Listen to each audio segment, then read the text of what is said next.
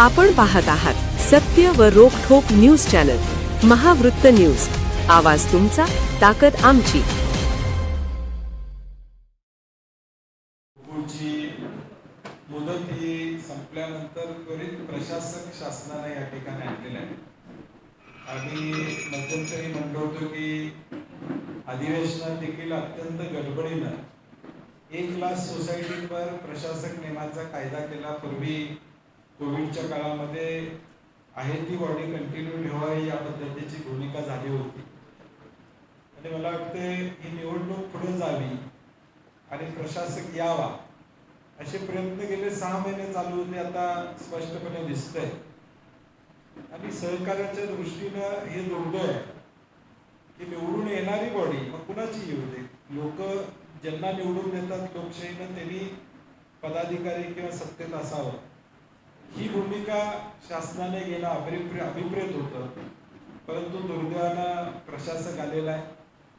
आता आमची विनंती आहे की जो ॲफिडेविट दिलेला आहे 70-75 दिवसामध्ये या 1200 संस्थांचं हिअरिंग पूर्ण व्हावं.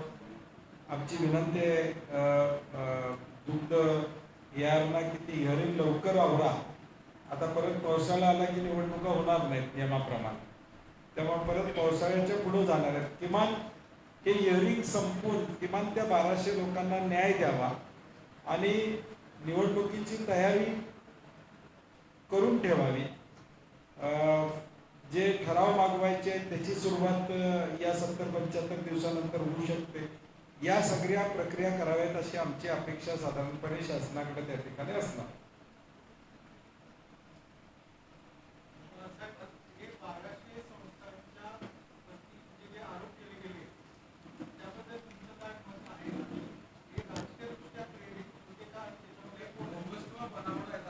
नाही, 1200 दूध संस्था ज्या रजिस्टर्ड झालेल्या आहेत त्या 90 दिवसाची जी प्रक्रिया आहे त्या पद्धतीनं झाल्या असतील तर त्याला कोण थांबवू शकणार नाही.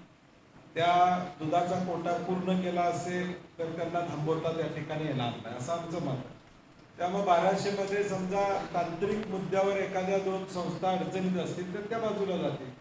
परंतु सरसकट सगळ्या 1200 चुकीचे आहेत असं होणार नाही.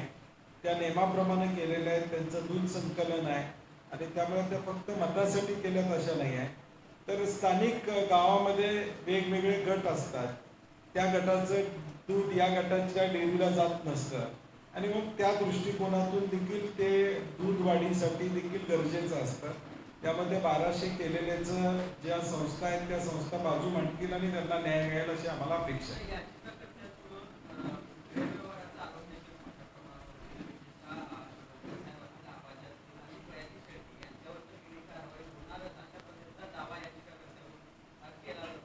मी मागच्या वेळी म्हटलं तसं त्यांच्याशी चर्चा केली पाहिजे की बाबा तुमच्याकडे नेमकी अशी काय माहिती आहे की ज्याच्यामुळं ईडीची कारवाई त्या ठिकाणी संचालकांच्यावर या 3च संचालकांच्यावर होऊ शकते. त्यामुळे थोडा त्यांचा काय गैरसमज असेल तो काढणं महायुतीतल्या नेत्यांच्याकडून अपेक्षित होतं. म्हणजे मला वाटतं त्यांनी त्यांच्याशी चर्चा केलेली दिसत नाही. किमान त्यांच्याशी चर्चा करायला पाहिजे अशी आमची अपेक्षा आहे. मुळात महायुतीचा चेअरमन असताना प्रशासक येतोच कसा, मग महायुतीतल्या नेत्यांनाच पाहिजे होतं का हे असं मला आता वाटायला लागलं. म्हणजे सत्तेत असणाऱ्यांनाच वाटत होतं का की प्रशासक यावा का मग महायुतीतल्या या सगळ्या घटक मंत्री महोदयांची ताकद कमी पडते. दोन्हीपैकी एकच आहे. एक तर जे सत्तेत सहभागी आहे, मग मुश्रीफ साहेब असतील, प्रकाशराव आंबेडकर असतील, चंद्रित नरके असतील, विनय कोरे असतील, हे सगळे महायुतीतले सत्तेत त्या ठिकाणी आहेत. संजय बाबा गाडगे तथा भाजपचे नेते त्यामध्ये. एक तर ह्यांनाच पाहिजे होता प्रशासक म्हणून थोडं नमतं त्यांनी घेतलेलं आहे किंवा मग यांचं चालत नाही. दोन्हीपैकी एक काहीतरी.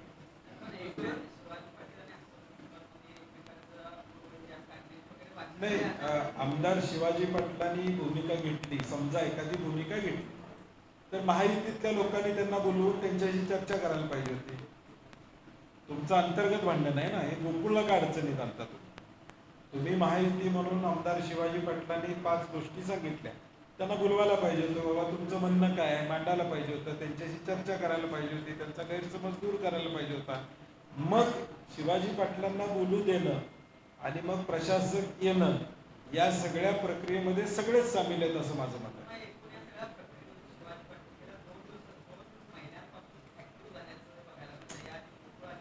नाही म्हणून नाही, तो आता त्यांचा महायुतीतला अंतर्गत विषय आहे, त्यांनी कुणाचा घ्यावा आता तो विषय त्यांचा. माझं बेसिक म्हणणं काय होतं की ज्यावेळी ही तक्रार दिली गेली त्यावेळी प्रकाश बेलवडे कुठल्या पक्षाचे आहेत? भाजपचे आहेत. मग त्यांची समजूत काढायला पाहिजे होती, त्यांना भाजपच्या लोकांनी बोलवून घ्यायला पाहिजे होतं, महायुतीतल्या लोकांनी त्यांच्यावर चर्चा करायला पाहिजे होती. त्यांचे काही गैरसमज असतील तर ते गैरसमज काढायला पाहिजे होते, बाबा असं नाही आहे असं आहे, म्हणून त्यांच्या घरातलं भांडण आहे ना. तुम्ही भाजप किंवा महायुतीनं खऱ्या अर्थानं हा प्रशासक आमच्या गोकुळवर लादलेला आहे.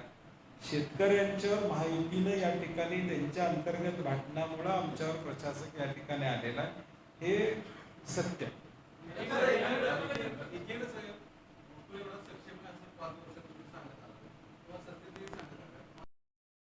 महावृत्त न्यूज चॅनलला लाईक करा, शेअर करा आणि सबस्क्राईब करा.